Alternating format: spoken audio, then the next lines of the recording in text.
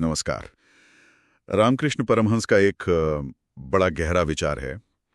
वो कहते थे कि ईश्वर की कृपा तो हवा की तरह है, हमेशा बह रही है। हाँ, हर वक्त मौजूद है। बिल्कुल। पर हमारी जीवन की जो नाव है वो आगे तभी बढ़ती है जब हम अपने मन की पतवार मतलब सेल खोलते हैं। हाँ, तो आज की हमारी चर्चा इसी सोच के आसपास रहेगी। कुछ दार्शनिक विचारों से ये बातें ली गई हैं और हम समझना ये चाह रहे हैं कि क्यों कभी-कभी मदद या मौके सामने होते हुए भी हम जैसे अटक जाते हैं। हाँ, ऐसा महसूस होता है ना कि कुछ हो नहीं रहा, जबकि शायद सब कुछ वही हो। सही बात। और कैसे हम खुद को तैयार करें उस कृपा को, उस मदद को पाने के लिए।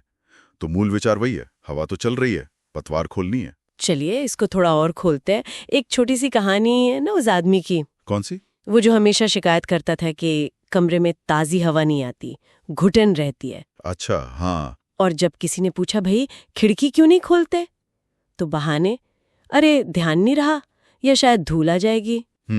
तो मसला हवा का नहीं था, बंद खिड़की का था। कहीं ना कहीं हम भी शायद अनजाने में अपने जीवन की खिड़कियां बंद रखते हैं और फिर सोचते हैं कि बाहर क्यों नहीं आ रही। यहीं पर एक क्या कहते हैं, मनोवैज्ञानिक शब्द भी आता है, रिसेप्टिविटी बायस। हाँ बिल्कुल, ग्रहणशीलता को लेकर हमारा एक पूर्वाग्रह।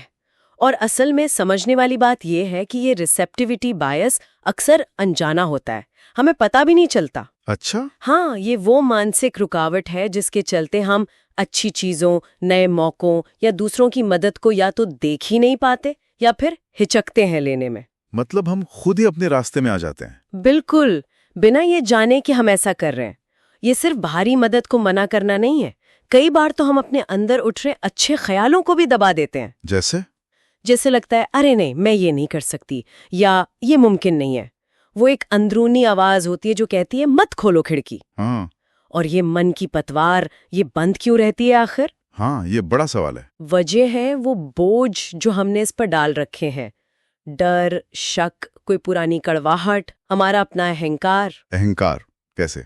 वो भाव कि मैं ही सब जानती हूँ या मुझे किसी की जरूरत नहीं, या फिर कुछ ऐसी पक्की धारणाएं बना लेना जो शायद अब सच भी ना हो। जैसे कोई पुरानी असफलता। बिल्कुल, जैसे किसी को पहले कारोबार में नुकसान हुआ हो तो वो हर नए मौके को शक से ही देखेगा, भले ही वो कितना भी अच्छा क्यों ना हो। वो शक, वो डर एक बोझ बन गया है और ये बोझ मन को भारी और सख्त बना देते हैं। रामकृष्ण कहते थे ना, ईश्वर तो समुद्र की तरह है, सबको देना चाहते हैं, पर कोई कटोरी लेकर पहुंचता है, कोई घड़ा, कोई खाली हाथ। जितना बड़ा बर्तन उतना पानी। हाँ बिल्कुल। या फिर ऐसे रेडियो की तरह समझ लीजिए, स्टेशन से गाना तो बज रहा है 24 घंटे, पर जब तक हम सही फ्रीक्वेंसी पर ट्यून नहीं करेंगे सिर्फ खरखराहट सुनाई देगी। बस। तो कृपा तो है, पर हमारा रिसीवर ठीक से ट्यून नहीं है। ये डर और शक की बात, ये तो बड़े गहरे होते हैं, इनसे पार पाना आसान तो नहीं लगता। तो असल जिंदगी में कैसे करें?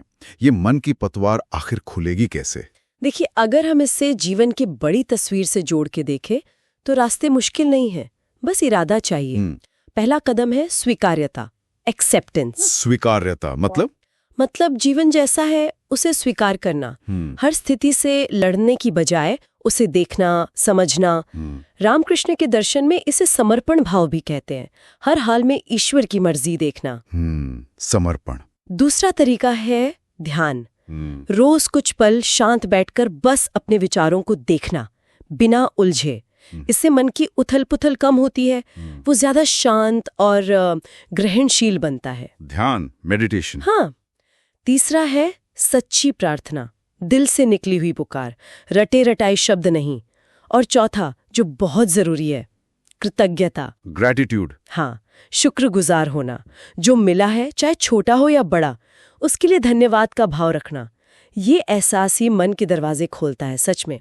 तो ये तरीके हैं, स्वीकार्यता, ध्यान, प्रार्थना, कृतज्ञता। हाँ, और इनसे कोई जादू नहीं होता रातों रात, पर धीरे धीरे मन हल्का लगता है, लचीला बनता है, खुला महसूस होता है। जैसे बंद कमरे की खिड़की खुलने पर ताजी हवा और रोशनी आती है ना। हाँ। वैसे ही खुले मन में जीवन की छोटी छोटी चीजों में भी कृपा दिखने लगती है। सुबह की धूप, किसी बच्चे की हंसी, कोई अचानक मदद कर दे, ये सब गहरे अनुभव बन जाते हैं। तो ये एक बड़ा बदलाव है सोच में।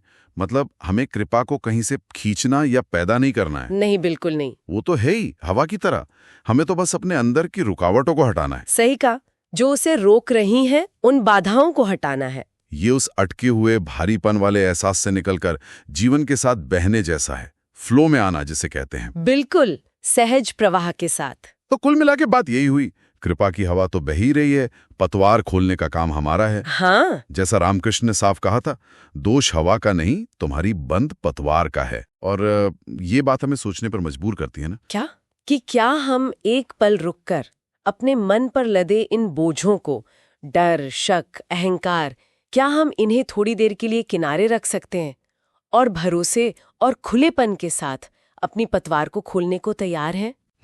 ये तो अपने आप से पूछने वाला सवाल है। बिल्कुल।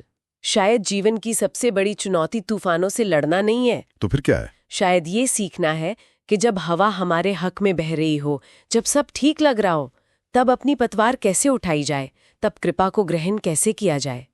आज ऐसा कौन सा एक छोटा सा कदम हो सकता है जिससे मन की ये पतवार थोड़ी सी ही सही पर और खुल सके।